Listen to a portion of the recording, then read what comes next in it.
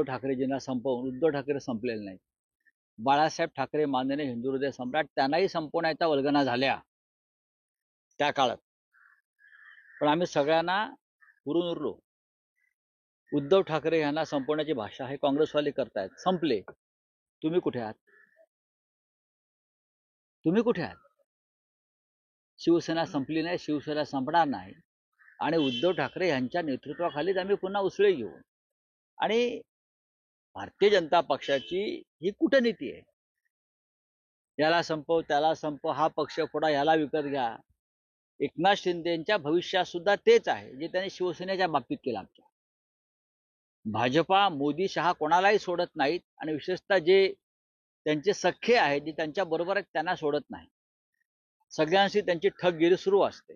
त्यांचं असं म्हणणं आहे की एकनाथ शिंदेंना बाजूला करून नवा उदय समोर येईल. उदय सामंतांचं नाव घ्या ना. उदय सामंतांचं नाव घ्या. डावसला घेऊन गेले. त्यांना समोर केलं जाईल. उदय सामंत यांच्या बरोबर माझ्या माहितीप्रमाणे 20 आमदार आहेत. 20 ही माझी माहिती आहे.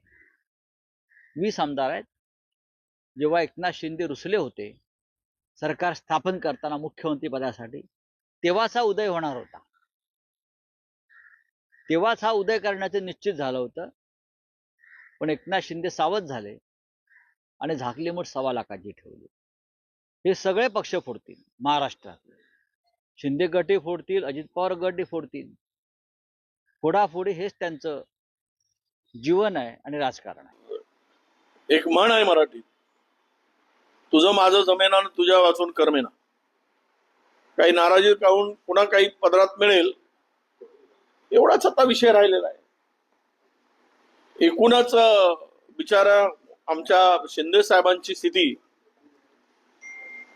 मला वाटतं की आजच्या राजकारणामध्ये आत्ताच्या इतकी बिकट आहे की मी तर एखादा शब्द जरा असा वापरला तर त्याला चुकीचा अर्थ होईल.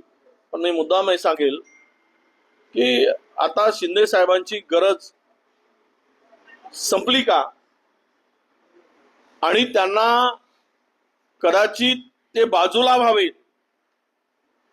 आणि मला भीती वाटते, मी एक पुन्हा पुढचं स्टेटमेंट करतोय की आता उद्धवजींना संपवून शिंदेजींना आणलं, शिंदेजींना संपवून उद्या नवीन एक उदय पुढे येईल. तो उदय कुठला असेल त्याला पुढे आणण्याचा प्रयत्न होईल. ही सुद्धा स्थिती महाराष्ट्रात येईल शिवसेनेच्या बाबतीत. उदय सावंत म्हणायचंय का तुम्हाला?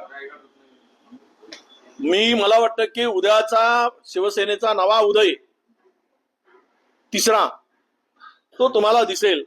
ही शक्यता सुद्धा नाकारता येत नाही. कारण काही उदय दोनही डग्यावर हात मारू नये आणि बरोबर संबंध इतके सुंदर करून ठेवलेले आहे ते उदयासाठीच आहे. आणि माझे आणि एकनाथ शिंदे साहेबांचे संबंध हे राजकारणाच्या पलीकडचे आहेत. त्याच्यामुळं कोणीही आमच्या दोघांमध्ये वाद लावायचा जर प्रयत्न केला, केविलवाणा प्रयत्न केला, तर तो यशस्वी होणार नाही. त्याच्यामुळे दोन सर्वसामान्य कुटुंबातली लोक एकत्र असतील तर त्यांना बाजूला करण्याचं षडयंत्र आपण खेळू नका. कारण तुम्ही देखील भाजपमध्ये येण्यासाठी देवेंद्रजी फडणवीसना किती वेळा भेटला याची पूर्ण माहिती माझ्याकडे आहे. परंतु मी काही राजकीय एथिक्स पाळतो आणि राजकीय एथिक्स पाळत असल्यामुळं मी कधी वैयक्तिक बदनामीकारक टीका करत नाही.